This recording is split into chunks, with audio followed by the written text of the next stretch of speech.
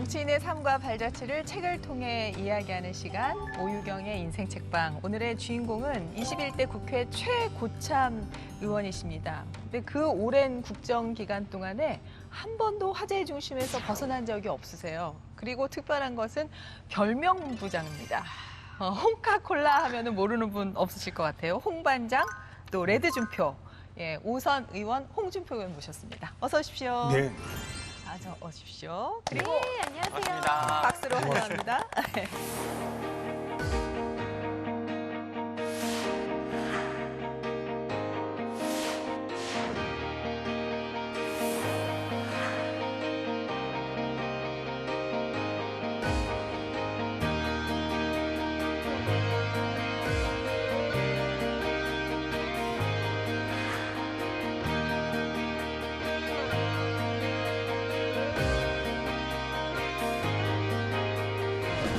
이제는 강당과 결기를 갖춘 스트롱맨이 필요한 시대가 되었습니다.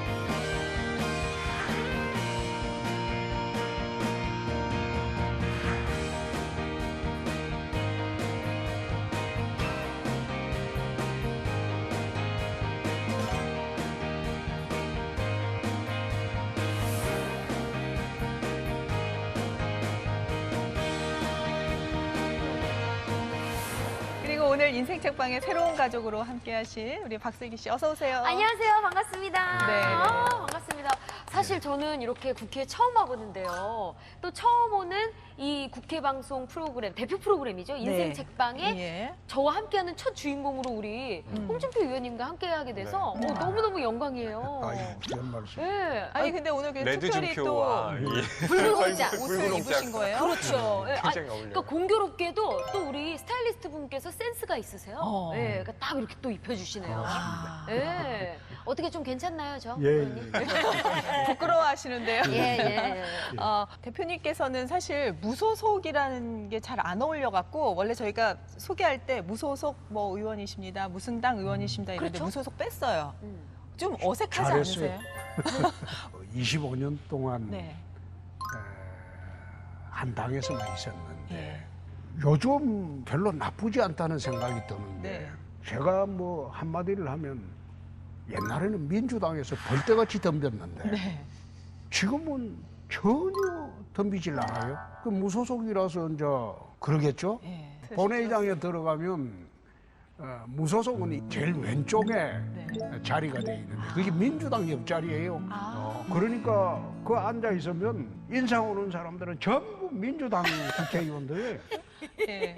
옛날에 우리 당 같이 하던 국회의원들은 정반대 쪽에 오. 그건 갈 수 없는 반대쪽에 있으니까 네. 아니 그리고 싸우면서 정든다고 의원님하고 면대면 싸워보기도 하고 뭐 많이 부딪히면서 예. 좀 아는 분들이 많으실 것 같아요. 그렇죠. 지금 초선 의원들 빼고는 3선 이상은 다 알죠. 예. 아. 중진들은 저하고 다 친하죠. 그러시죠. 사실은 21대 국회 최고참이거든요. 15대부터 이제 그렇죠. 국회의원 하셨으니까.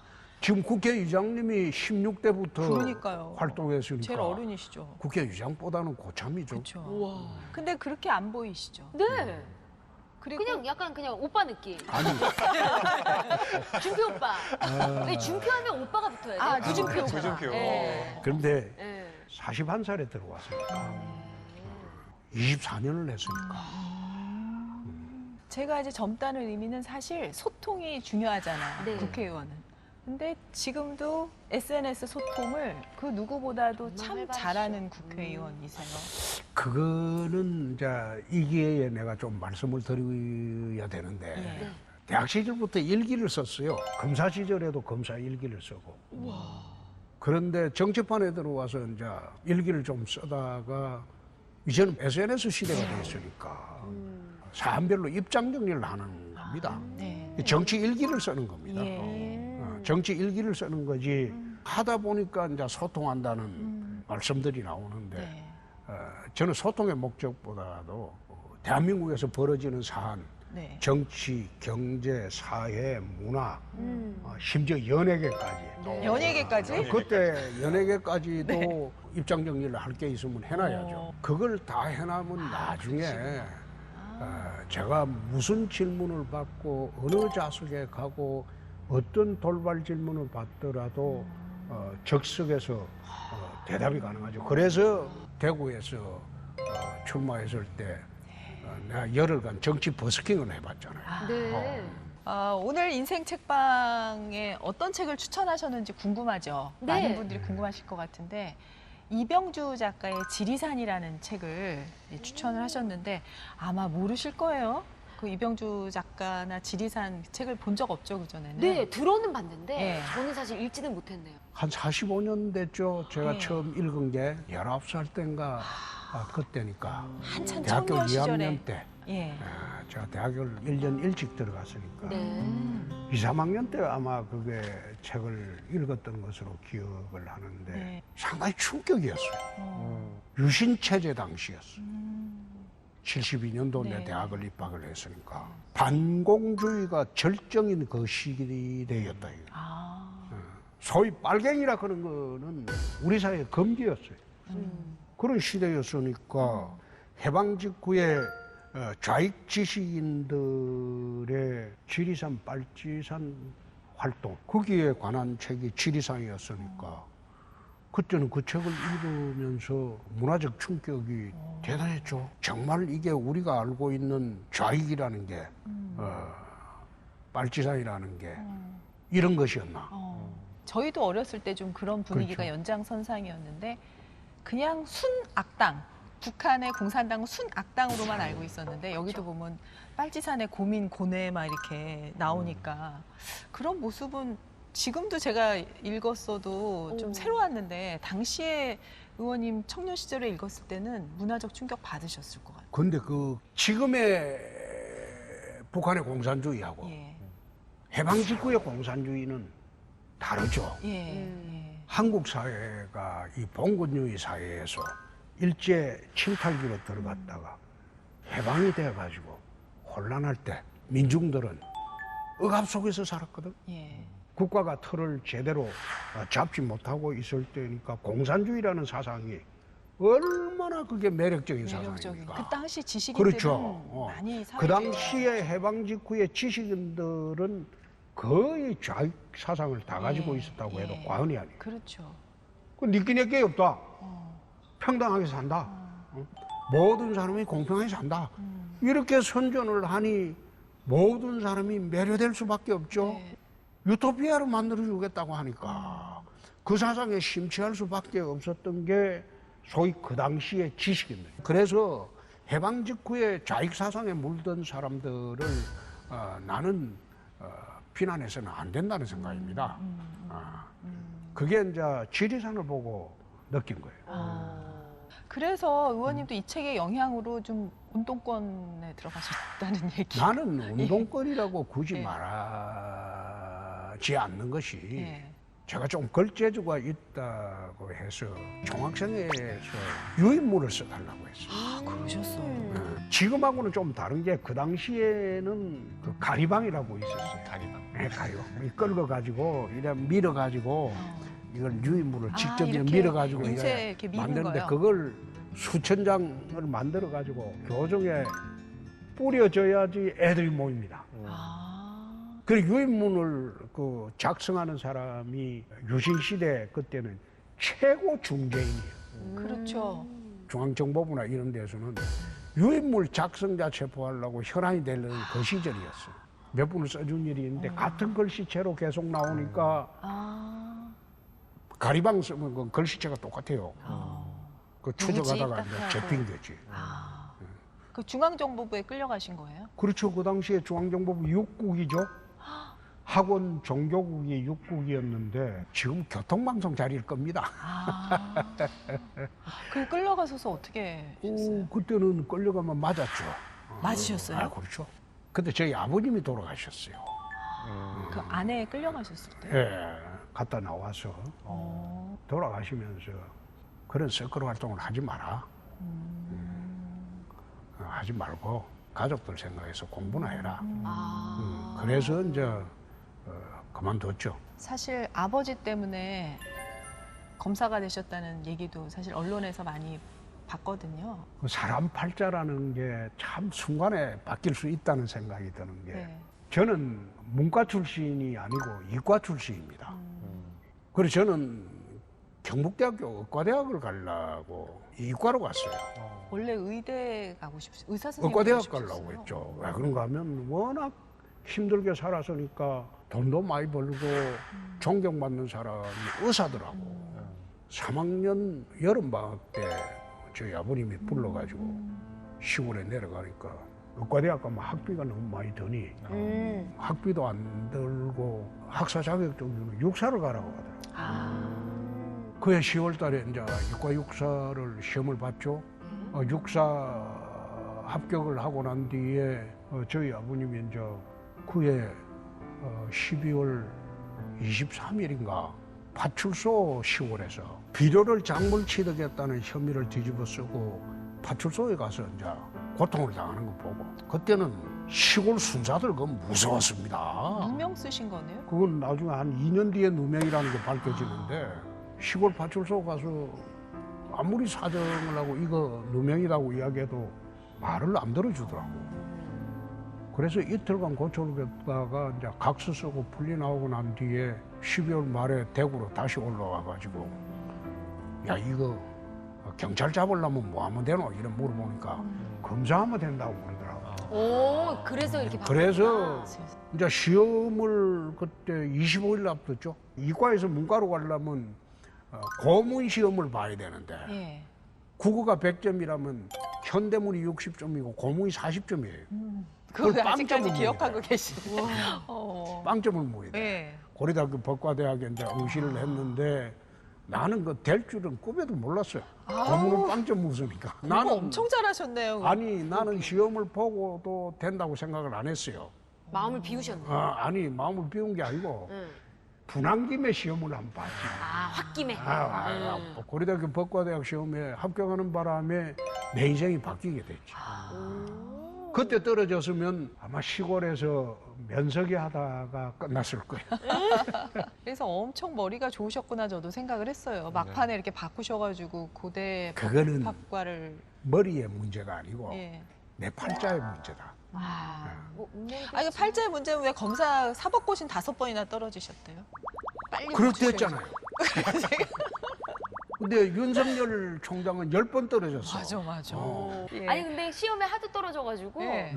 그때 당시 개그맨 시험도 치러 그건 아니에요? 그게 잘못된 게 아 71년도 5월에 우리 신입생 환영회 하고 난 뒤에 네. 김경태 씨라고 한국의 방송에 웃으면 복이 와요. 예. 하고 그 감독님이시죠? 예. 그분이 고려대학교 법과대학을 나왔어요. 그래서 그분이 MBC 웃으면 복이 와요의 거의 원조입니다. 그분이 학교 와가지고 신입생 환영회 때 학교 앞에 학사주점에서 막걸리를 사주면서 이리저리 잡담하다가 예. 저를 보더니만은 너 이번 11월에 MBC의 개그맨 시험을 본다. 캐스팅 귀걸이 캐스팅. 심지어는 캐스팅이야. 그래갖고 니 꼭 와라 이러더라고. 그래서 나는 그게 무슨 말인가 모르고 그때는 이제 먹고 살라고 월수금 화목토를 그 당시에는 아르바이트를 했어요. 가정교사보다 돈 많이 줍니까? 그러니까 돈을 막 2배 이상 준다 이거야. 그럼 내가 그 시험 보겠다고 했거든. 그 개그맨 2기가 김병조, 이용식 씨입니다. 뽀시기 그게 이제 어머. 그 시험을 못 보게 된 게 예. 10월 17일 날 그해 10월 유신이 선포가 됐어요. 시골 학생들은 전부 기가 조치를 하라고 했어요. 하숙집에 소개령을 내렸어. 그래서 할 수 없어가지고 보따리 싸가지고 시골로 가버렸는데 그게 12월 초순에 올라옵니다. 올라와서 보니까 개그맨 시험은 잊어버렸지. 어머 그것만 아니었으면 개그맨으로 우리 홍준표 의원님을 피디님이 그 자리에 있는 아무한테나 그쵸. 이렇게 한번 시험 쳐보라고 얘기하진 않으셨을 거잖아요. 결성부른 떡잎이었던 거죠. 좀 재치가 익살이 콩떡잎. 넘치셨나 봐요, 그 당시. 근데 아유. 그 인생이 몇 번 바뀔 예. 뻔했어요. 의사 될 뻔하다가 예. 군인 될 뻔하다가 그러게 개그맨도 될 뻔하다. 개그맨도 될 뻔했고. 진짜 인생 우여곡절을 거치셨는데 결국 운명은 이거였던 거죠. 그렇죠. 운명은 이거였던 거예요. 그러네요. 예. 인생 책방 그럼 끝낼까요? 시간이 다 오늘 다 얘기가 다 정리가 됐는데요.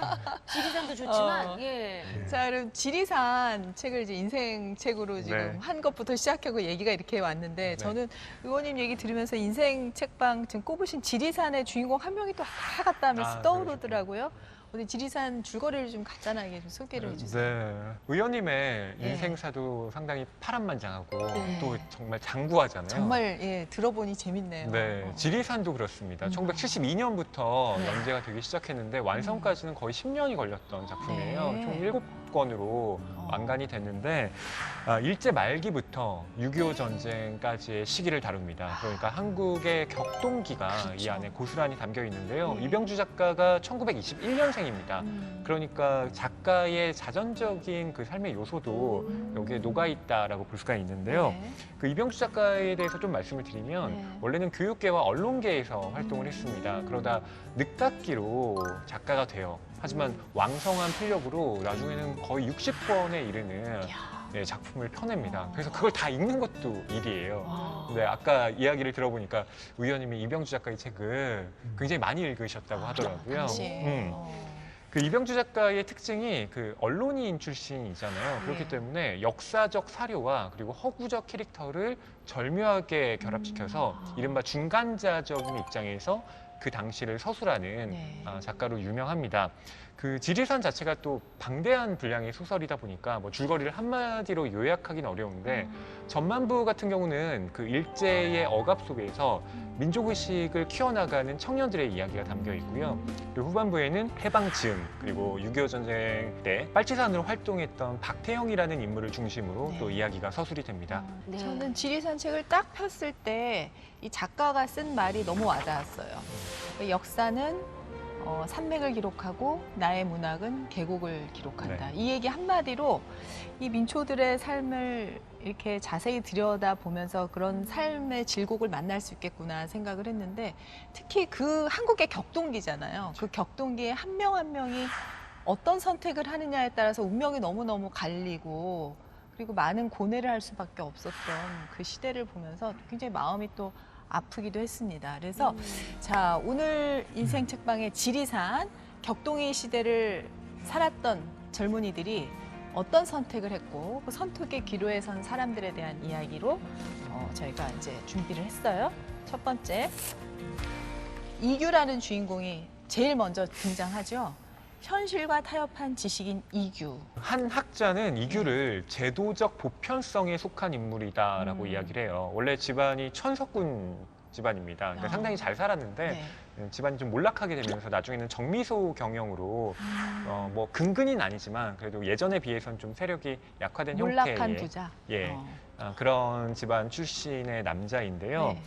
그 공부를 상당히 잘했습니다. 어. 그래서 그 친구인 박태영과 함께 그 학교에서는 상당히 촉망받는 인재로 꼽혔는데 일본에 유학을 가요. 네. 그 교토에 있는 삼고라고 하는 곳이 어. 있습니다. 그러니까 뭐 1고, 2고, 3고 이런 식으로 아. 그 당시의 명문고등학교 네, 네. 거기에 입학하면 이제 뭐 제국대학에 입학은 따놓은 당상이다. 아, 출세가 해서. 이제 보장이 되는 거군요. 그렇죠.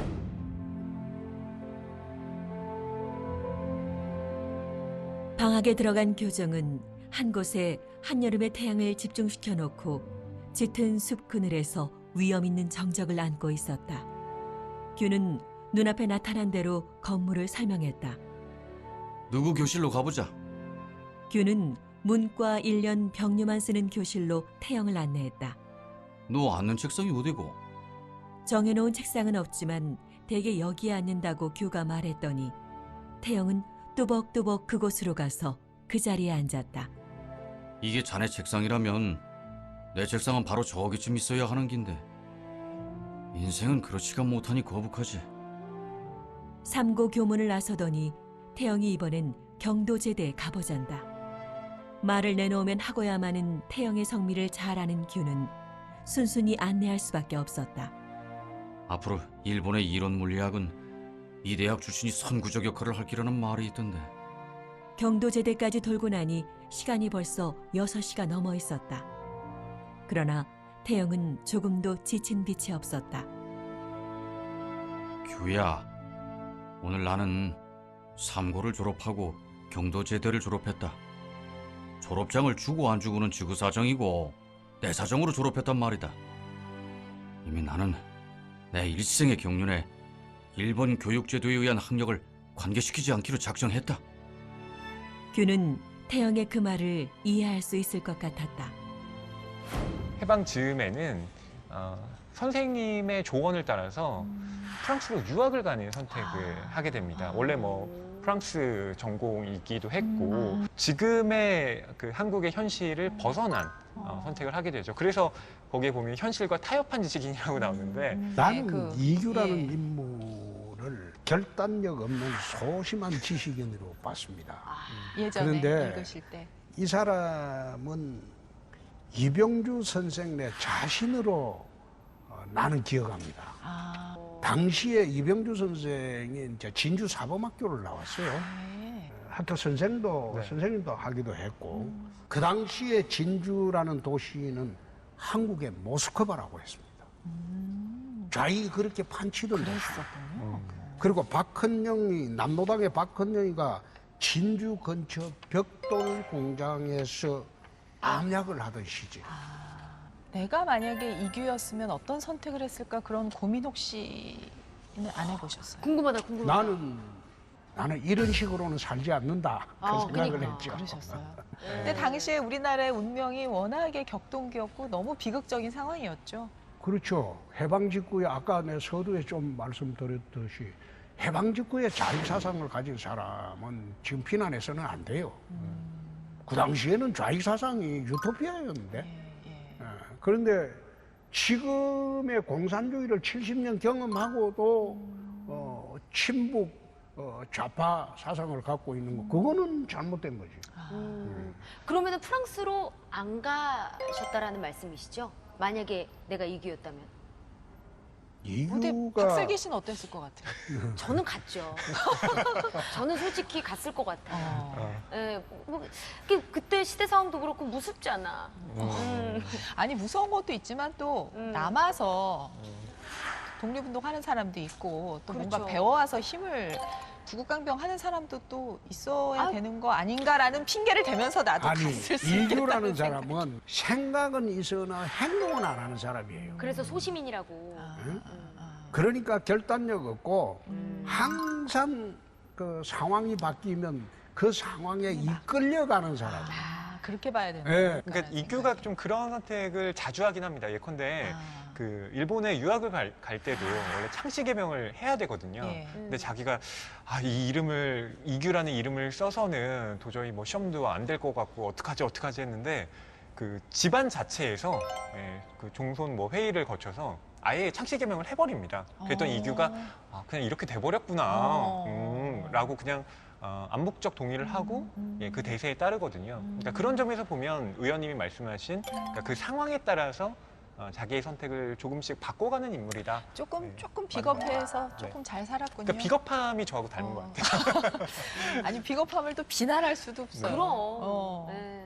자, 지난번에 예. 어느 개그맨이 한 말이 조금만 비겁하면 세상이 즐겁다. 이때 안 태어나기 너무 일단은 이때 안 태어나기 너무 뭔가, 다행이고요. 다음 보겠습니다. 박태영, 혁명을 꿈꾸는 이상주의자. 네, 제가 아까 이규 같은 경우는 제도적 보편성에 속한 인물이다라고 했는데 박태영은 반제도적 보편성에 속한 인물이다라는 평을 받고 있습니다. 그러니까 이 사람은 언제나 반골기질을 좀 갖고 있었어요. 학교에서 이제 생활을 할 때도 막 일본인 교사가 뭐라고 하면 막 격분해서 행동에 나서려고 하는 멋있다. 의분에 찬 인물이었는데 실은 이규가 열등감을 느낄 정도로 머리가 좋았던 사람입니다.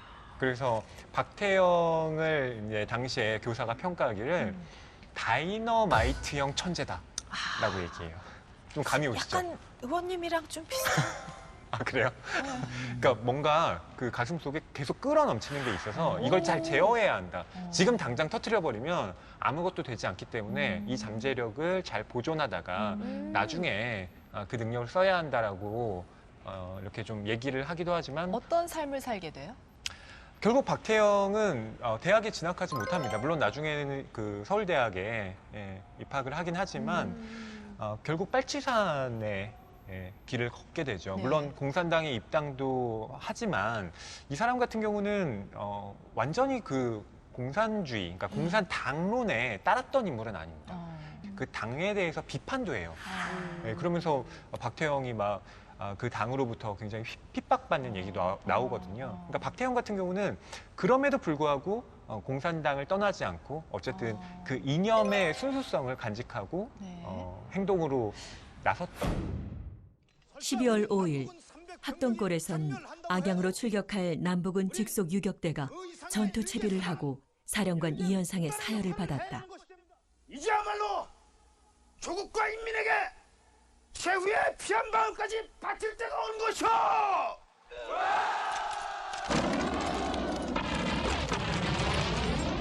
제장 정보가 세군!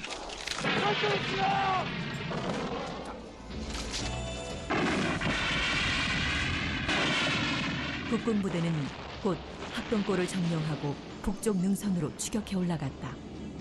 남부군은 다시 중산골로 전진하여 지리산 주봉인 청왕봉으로 오르기 시작했다.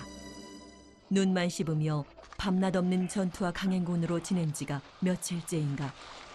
대원들 모두가 기진맥진이었다. 나는 공산당을 위해 이렇게 있는 것일까? 아니다. 결단코 아니다. 이제 조국을 위하고 인민을 위하는 것이 될 수 없다는 것을 누구보다 나는 잘 안다. 이것도 저것도 아닌데 왜 나는 이렇게 있는 것일까? 나는 내 운명을 너무나 쉽게 선택해버렸다. 절대로 나는 나를 용서하지 못한다. 지리산 체계에는 박태영이가 결국은 자기가 거느리고 있던 애들 다 그 자수시키고 자기는 죽는 거로 나오는데 네. 박태영이가 아마 이병주 씨 그 뒤에 책을 쭉 보면 질부체 뭐 여러 가지 책이 나옵니다. 단편이. 거기 보면 박태영 씨가 아마 무기수로 살고 나와서 서울 그 강북의 어느 허수루만 데에서 보호관찰 받으면서 운명을 달렸다. 그 암시하는 그 단편도 나옵니다. 소설에서는 박태영이가 이제 그 경찰에 의해서 사살된 것으로 정리를 했지만은 예. 실제로는 살아 있었던 인물이다. 그래요? 박태영이라는 사람은 실패한 혁명가죠. 실패한 혁명가 뭐에 실패한 거예요? 그럼? 자기 이념을 끝까지 이제 추구는 했지만은 네. 결국 세상 바꾸는데도 실패했고 예. 자기 생각이 세상에 투영시키는 것도 실패했고 다 실패했죠. 참 딜레마에 빠져 있던 음. 참 힘든 청년 시절을 그리고 있는 네. 이야기인데 그 김윤식 선생이라고 돌아가셨는데 예. 정말 한국 문학계에서 거목이시거든요. 근데 그분이 이병주 작가의 이 지리산을 평하면서 뭐라고 얘기하냐면 이규는 무력한 보신을 한 거고 박태영은 허망한 정열을 품은 것이다. 결국 그 승부는 무승부였다라고 이야기를 해요. 그러니까 이병주 작가는 이 두 사람을 등장시켜서 뭐 어느 한쪽의 편을 드는 것이 아니라 다양한 삶의 모습이 있고 여기에서 당신은 어떤 질문을 가지고 또 어떤 선택을 할 것인가 그것 자체를 좀 나타내려고 했다라고 네. 볼 수가 있는 거죠. 이병주 선생 친구 중에서 박태영 같은 사람이 있었을 겁니다. 나는 그래 봅니다. 진주에서. 거기 나와 있는 사람이 대부분 실존 인물이에요. 수은이라는 어린 처녀가 나와요. 그 수은이라는 어린 처녀는 하중주를 하준 순간 그 사람을 따라다니고 근무하던 사람인데 네. 그 사람은 실제로 마지막 발지사였어요. 정순덕이라는 마지막 발지사인데 이게 그 4년 후인가 58년인가 59년인가 지리산에서 이제 그게 체포가 됐을 겁니다. 마지막으로 무기징역인가 네. 받았던. 그 여명의 눈동자에도 어. 네, 나오잖아요. 그렇죠? 그거는 네, 정순덕. 여명의 눈동자는 그 당시 일간 스포츠의 김성종 씨가 쓴 소설이죠. 네. 음. 그러니까 여기에 처한 상황들이 어떻게 보면 다 실제 상황의 실제 고민들이었던 거죠. 그렇습니다. 예. 네. 어떻게 보면 모래시계 검사 이야기처럼 실제 상황이 그러게요. 그렇죠. 네. 의원님 슬롯머신 그 사건 유명하지 않습니까?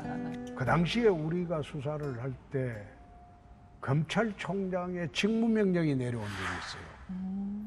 검사한테. 그럼 바로 복종해야 되는 거 아닙니까? 그거 복종 안 하면 안 되죠. 그쵸. 내부 비리를 은폐하기 위해서 내린 직무명령으로 보고 거부를 했어요. 정면으로 거부했어요. 거부해서 뒤집었어요. 그것 때문에 검찰 내부에서 검찰의 전설적인 사건으로 보는 것이지 그냥 누구 잡아였다 그거로 유명한 사건으로 보는 게 만약에 아닙니다. 그때 실패했으면 완전 아니, 검사 인생은 그때는- 끝나시는 거 아니요. 아니었을까요? 실패하면 사표 쓰고 나가려고 그렇죠. 했으니까. 그 드라마에서도 그런 측면에서는 다루지 않았어요. 내가 그 당시에 그 말을 못한 게, 네. 그 당시에. 자기 자랑을 또 어떻게 이렇게 대놓고 아니, 하겠어요? 자랑이 아니고, 네. 그거는 그 당시 검찰 조직에 내가 있었을 대단한 때인데. 일이죠. 그 이후에 예. 내가 오늘 처음 하는 이야기 같다. 진짜요? 오늘 특종 누가 쓰셔야 될 것 같아. 네. 다 털어놓고 가세요. 네. 그 직무명령이 어제 그 장관이 검찰총장한테 직무명령 했다 그거 보고 93년도 5월 초에 검찰총장이 직무명령이 내려왔을 때 그 당시 서울검사장 하시던 송동희 검사장이라고 아주 꼿꼿하신 분이 있어요. 성함이 그분이 익숙한데. 아예 이분은 관여를 안 하고 무시해버렸어요. 정면으로 이제 대받은 거는 제가 수사검사니까 대받은. 근데 그 사건은 그 직무명령을 대받아치는 것이 클라이맥스입니다. 그렇죠.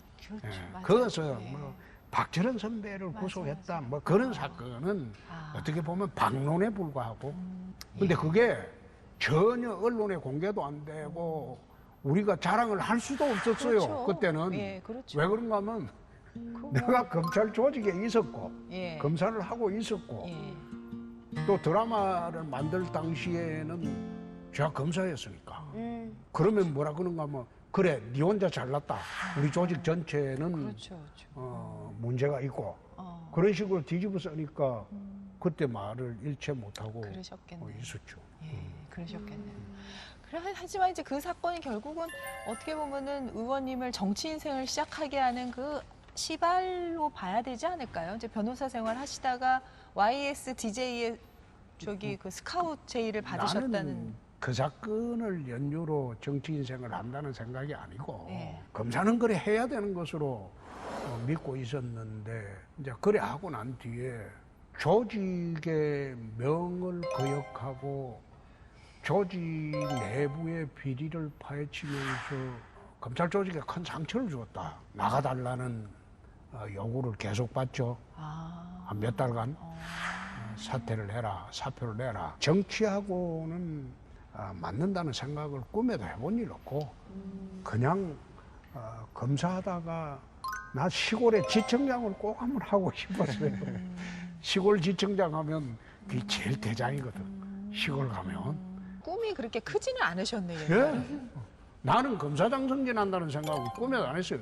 나 같은 사람을 검사장을 시켜줄 리가 없다.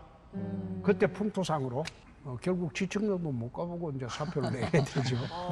전 옛날부터 포부가 엄청 커셨을 줄 알았는데 그건 아니셨. 예전엔 많이 겸손하셨네요. 요즘에는 그래도 자신감 충만하신데. 대선도 나가시고 막 우리나라의 그 가장 큰 높은 자리에 오르실 분들은 그러니까. 옛날부터 그 자리를 꿈꿔왔을 뿐이라고 맞아, 생각했는데 그게 아니셨네요. 네. 그 의원님이 네. 당랑의 꿈이라는 책도 쓰셨잖아요. 저도 그 책을 보면서 대학 시절을 좀 유심히 봤어요. 어떻게 보내셨을까.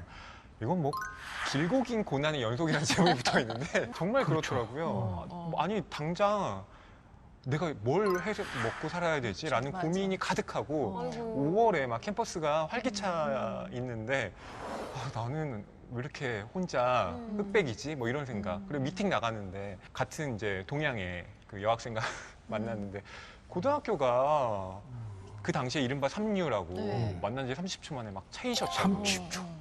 네, 30초. 네. 어머. 얼마나 마음이 아팠을까.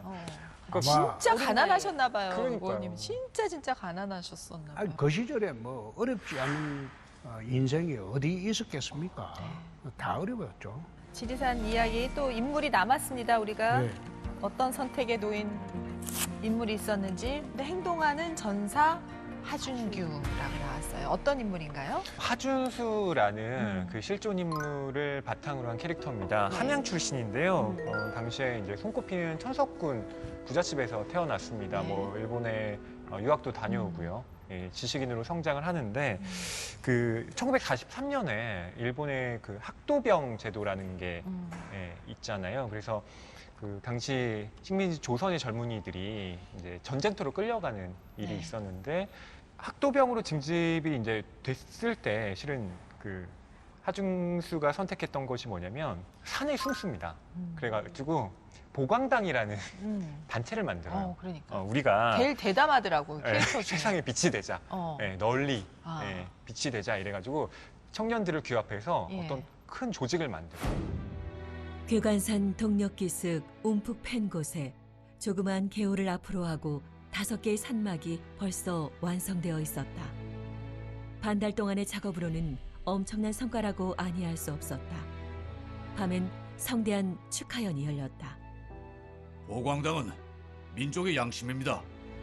보광당은 민족의 희망입니다. 혹독한 일본도 우리를 침범하지 못할 것입니다. 그 밖에 어떤 사악한 세력도 우리를 해치지 못할 것입니다. 보광당은 우리의 민족의 영원한 승리를 위해 앞으로 우리는 더욱 분발합시다.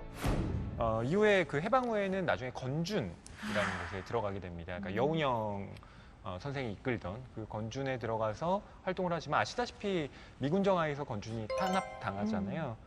거기에 많은 울분을 느끼다가 네. 나중에 남로당에 입당을 하게 됩니다. 그리고 6.25 전쟁 시기에 빨치산으로 활동을 했고요. 휴전에 체포가 돼서 사형 선고를 받고 1955년에 총살되었다라는 기록이 남아 있습니다. 네. 이 사람 무술가입니다. 일본 가라데를 했어요. 그 몸이 굉장히 날렵하고 예. 지리산을 날아다녔어요. 그리고 빨치산에 어떻게 보면 전설이에요. 남북은 사령관을 총했던 이현상이라는 사람은 예. 그냥 이름이고 아. 실제로 사령관은 하준수였어요. 아, 그래요? 그래서 처형을 당합니다. 아. 6.25 때 빨치산을 하면서 하준수라는 사람이 사실은 지리산의 총대장이었어요. 행동하는 지식이지. 박태영하고는 좀 류가 다른 게 박태영 씨는 이념형이라면 하준규 씨는 행동하는 사람. 의원님이 쓰신 이 당랑의 꿈에 보면은 특별히 그 대북 문제에 굉장히 해안이 깊으시더라고요. 해안? 의원님 책에 보면은 이제 북한은 핵 포기를 절대 안 할 거기 때문에 이제 그 부분에 대한 위장 평화 공세를 하지 말라는 얘기는 하셨는데. 인도와 중국의 국경 분쟁을 한번 보십시오. 예. 그 2년 전에는 투석전 했어요. 석기 시대처럼. 최근에는 그게 육탄전이었잖아요. 얼마나 웃겼나 하면 중국의 격투기 선수들을 민병대로 파견한다잖아요. 네? 왜 그러겠어요? 핵을 가진 나라끼리는 서로 총질을 못합니다. 핵에 의한 전쟁이 평화가 일어나면 공멸하니까. 그래서 북핵을 제거하려면 제거해달라고 요구해서 절대 제거가 되지 않는다 이거예요. 이쪽에 전술핵을 배치하든지 핵 개발을 하든지 핵 균형을 이루면 자동적으로 그거는 핵 폐기 절차로 갈 수밖에 없다 이거예요. 핵 균형을 이루지 않고 어떻게 가장 강력한 무기가 있는데 그거 폐기해달라고 이 사정한다고 해서 폐기해 줍니까? 이 폐기하는 순간 김일성 왕조가 무너집니다. 북이라는 게 어떤 나라입니까? 3대 70년에 걸쳐 왕조 국가예요. 그럼 왕조 국가가 무너지게 생겼는데 핵 포기를 하겠습니까? 그 포기 안 할 것 같으면 어떻게 대응해야 되는가? 그것부터 생각을 하면 돼요. 여태까지 인생 책방 중에 가장 무거운 얘기한 것 같은데. 예, 진짜 몸 안에 핵이 쫙쫙 쌓여있는 거예요. 예, 되게 어렵고 사실 저는 오늘 이 지리산 책을 이야기를 한다고 해서 홍준표 의원님인데 지리산을 막 이런 생각을 했거든요. 진짜 우리가 뭐 속된 말로 홍준표 의원님을 부르는 별명들이 많지만 진짜 그쵸. 보수 중에서도 찐보수잖아요.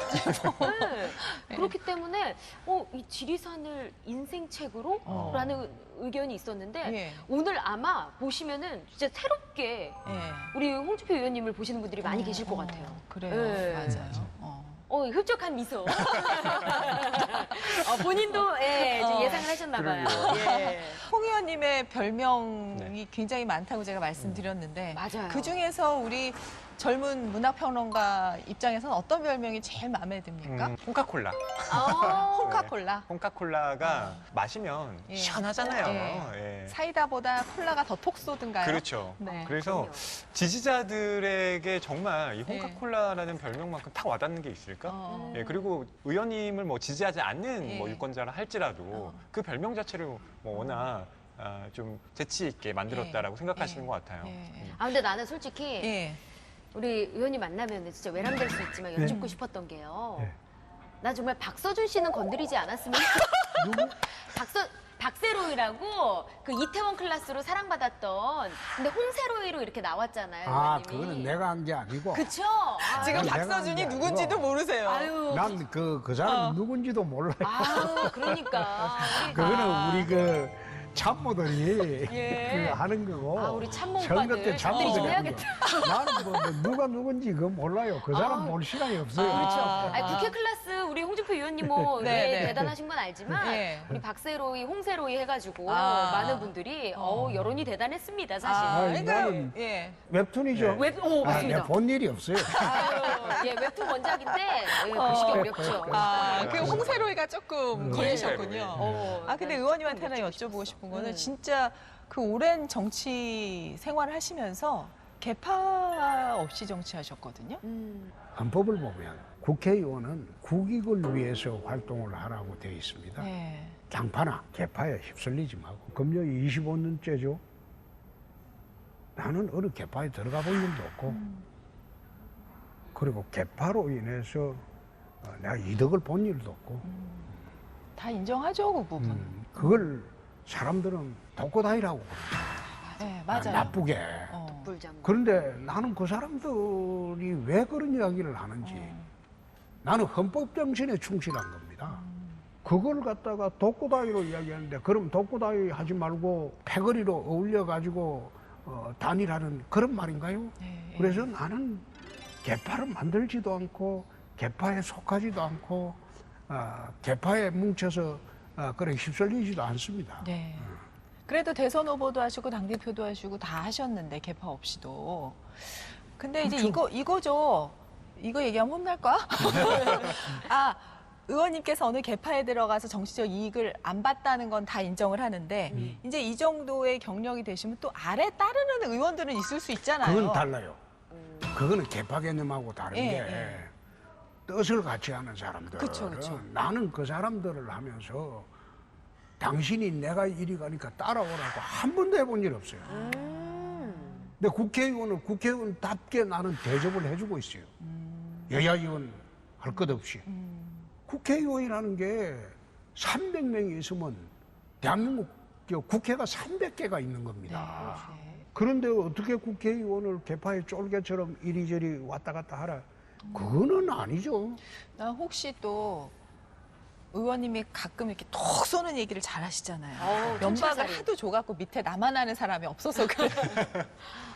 아니 근데 그렇게 생각하시는 농담이에요. 분들이 아니 있을 수 있어요. 그쵸, 그쵸. 네. 근데 네. 옛날에는 그랬지. 인정도 하시죠. 인정하시네 또. 옛날에는 그 국회의원들이 좀 마음에 안 드는 소리하고 잘못된 소리하면 야단을 치죠. 심지어 뭐 국회의원이라고 해서 네. 다 같은 국회의원인 줄 아느냐. 그 야단도 치죠. 야단도. 근데 지금은 요즘 안 하세요? 전혀 안 해요. 많이 깎이셨어요. 부드러워진 게 아니고 네. 듣는 기회가 많아졌다는 거죠. 야오. 의원들 이야기를 쫙 들어보면 배울 게 많아요. 8년 있다가 들어와서 그런지 8년 만에 들어와서 그런지 되게 어렵게 꺼낸 질문에 그러게요. 양말을 쫙쫙 올리시면서 하시는 게 되게 인간적이셨어요. 네. 아니 그리고 저는 사모님 말씀이 맞는 것 같은 게 정말 착한 네. 사람이라고 얘기를 아니 하셨더라고요. 그리고 정말 유명한 로맨티스트시잖아요. 예, 그리고 밤 11시 넘어서 들어온 적이 없다. 통금 넘어. 그 사실이에요? 결혼하기 전에 이제 약속을 한 게 밤 예. 11시까지 집에 와라. 그거 얘기해요. 아, 그게 정치하시면 그리고 그게 어려우셨을 텐데. 두 번째 이제 남의 살을 탐하지 마라. 아, 네, 알아들었습니다. 그래. 네, 아, 그렇게 한문질 하지 마라. 네, 네. 그것만 약속 지켜주면 당신 하고 싶은 대로 나머지는 해라. 그래서 이제 그 두 가지만 지키면 집사람이 저한테 시비 걸 소지는 없습니다. 그럼 지금까지 그 밤 11시 뭐 이런 거 다 한 번 그런 일이 있었죠. 지금은 정치하고 난 뒤부터는 재선 때부터 이제 집사람이 통행금지를 풀었어요. 나이 60이 지나고 난 뒤에는 마음대로 해라. 혼자 들어오든 말든. 이제는 얼굴이 대한민국에 다 팔려서 네. 절대 나쁜 짓도 못 할 테니까. 그러네. 그다음부터 이제 소위 감시망도 풀렸다. 우리가 다 감시했는데. 그렇죠. 그렇죠. 제가 어떻게 보면 40년 엄처시하에 살았지. 아니 근데 그 약속을 지켜주신 게 난 대단한 것 근데 같아요. 집에서는 아니지. 되게 순하신 것 같아요. 아니 그게 아니고 네. 내 마음대로 하기 위해서 내각 씨가 요구하는 거는 그거만 지켜주고 나머지는 내 마음대로 하기 위해서. 자유를 얻기 위해서. 그렇죠. 아유, 참 오늘 재밌는 이야기도 많이 듣고 네. 그랬는데 오늘 아니, 박슬기 씨 첫 시간이었는데 네. 어땠어요? 아니 첫 의원님. 시간에 사실 홍준표 위원님 굉장히 큰 산이었습니다. 정말 지리산. 사실 예. 긴장 많이 했을 거 아니에요? 긴장 정말 많이 됐고 지금도 지리산이었네. 사실 예, 네. 약간 겨터파크라 그랬죠. 예, 개장을 했습니다. 근데도 네. 우리 위원님이 너무 편안하게 이끌어주시고 이야기도 그냥 되게 약간 옛날 동화 얘기하듯이 그쵸. 예, 해주셔가지고 어렵지 않게 잘 접근할 수 있었던 것 같아요. 네. 네. 그 홍준표 의원님은 워낙 뭐 뉴스에 늘 등장하시는 분이고 사실 이렇게 실제로 뵙는다라고 했을 때 맞아. 예, 많이 좀 긴장되기도 했는데요. 약간 셀럽 느낌이시죠? 네. 위원님보다는 예. 연예인 셀럽 느낌. 그런 네. 느낌이 있죠. 근데 이번에 뭐 당랑의 꿈도 읽고 또 추천하신 지리산도 다시 돌아보면서 어떤 마음에서 이 책을 인생책으로 꼽으셨을까 좀 생각해 보게 됐습니다. 그게 결국 소설이라는 것이 선악의 이분법을 뚜렷하게 나누는 게 아니잖아요. 그렇죠. 그러니까 때로는 맞아요. 이 사람이 원고가 되기도 했다가 때로는 이 사람이 피고가 되기도 하는 그런 복잡한 상황 자체가 사실은 이 소설 안에 담겨 있고 그걸 좀 조망하기 위한 하나의 방편으로서 이 책을 시청자들에게 제안한 것이 아닌가 그런 너른 시야에 훌륭하다. 감탄했습니다. 예, 좋은 시각이신 것 같아요. 이 책을 오늘 이렇게 추천하시면서 혹시 이 안에 담아서 말씀하고 싶은 메시지가 있으셨나요? 이 책에는 공산주의를 겪지 못한 사람들이 공산주의가 유토피아로 착각을 하고 해방 직후에는 다 추종을 했지만 이제는 70년 동안 민중 수탈 체제인 공산주의를 겪고도 친북 세력이 되면 그건 나쁜 사람들이지. 그래서 오늘은 마지막은 그 이야기를 하고 끝내겠습니다. 네, 알겠습니다. 네. 예, 오늘의 페이스북 일기는 그렇게 끝났고요. 진짜. 네, 부드러운 별명을 하나 저희가 다시 한번 지어 올리겠습니다. 네. 오늘 부드러운 면모를 많이 보여주신 네. 것 같아서 함께해 주셔서 감사합니다. 고맙습니다. 고맙습니다. 고맙습니다. 감사합니다.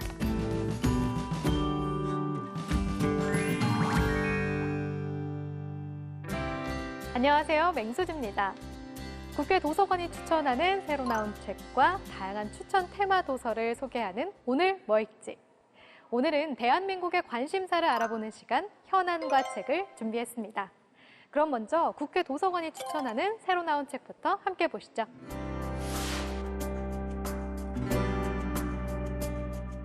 책 영화로 읽는 전염병의 세계사. 인류 역사 속에 치명적인 영향을 미쳤던 전염병과 그 전염병이 발생했던 시대의 상황을 명화로 재미있게 풀어내는데요.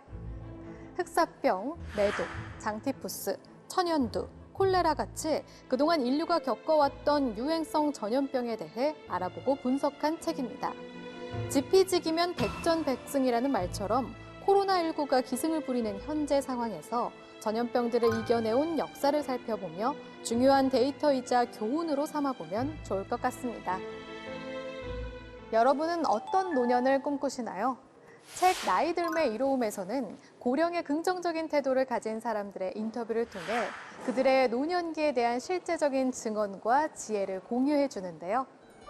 노후에 대한 철저한 준비가 필요한 100세 시대. 나이가 든다는 것은 무엇인지, 성공적인 노화를 위해 우리가 준비해야 할 것이 무엇인지, 나이 들매 가치와 이로움에 대한 따뜻한 통찰력을 전해줍니다. 정신과 의사이자 유태인이었던 20세기를 대표하는 사상가 빅터 프랭클 박사는 나치의 강제 수용소에 끌려가 3년이라는 시간을 보냅니다. 내일 죽어도 이상하지 않은 상황에서 결국 살아남은 빅터 프랭클 박사. 극단적 상황이 난무하는 죽음의 한가운데에서 버틸 수 있었던 힘은 끈질기게 살아야 할 의미를 찾았던 것이라고 말합니다. 자신이 겪었던 참혹한 고통을 바탕으로 정신치료 기법인 로고테라피를 정립하고 이 치료 방법을 통해 인간이 어떻게 고난을 극복하고 삶을 살아가야 하는지에 대한 방향을 제시해 줍니다. 4,000년 동안 동아시아의 질서가 흔들릴 때 항상 태풍의 영향권 내에 들었던 우리 한반도의 역사. 책 지식인을 위한 한중일 4,000년에서는 남북한과 북한도에 3분된 채 살아가는 우리 한민족이 지금까지 정체성을 지킬 수 있었던 이유로 오랜 세월 고구려와 발해, 거란, 여진, 몽골이 만주 일대를 점유해 한족의 사회 문화적 영향력이 한반도로 넘어오는 것을 막아준 데 있다고 말합니다. 미중 신냉전 시대를 맞이해 중국이 추진하고 있는 1대1로 정책도 한족을 중심으로 한 중국의 정치, 경제, 사회적 팽창이라는 측면에서 관찰해보고자 하는데요. 주변국의 변화로 인한 큰 풍랑에서 벗어나 독자적 세계관을 모색하기 위한 지침서입니다. 다음은 책을 통해 대한민국의 관심사를 알아보는 시간 현안과 책입니다. 과연 이번 주에는 어떤 주제가 선정됐을지 함께 알아보겠습니다. 안녕하세요. 안녕하세요. 네, 이번 현안과 책 주제는 어떤 건가요? 이번 달 현안과 책 주제는 밀레니얼 세대입니다. 밀레니얼 세대들은 앞으로 정치, 경제, 문화 등 다방면에서 그 영향력이 확대되어 한국 사회의 주류를 이루게 될 것입니다. 따라서 이런 밀레니얼 세대들의 가치관과 행동 양식 등을 이해함으로써 새로운 시대 변화를 감지하고 세대 간의 단절이 아닌 공감과 소통을 도모하고자 주제로 선정하게 되었습니다.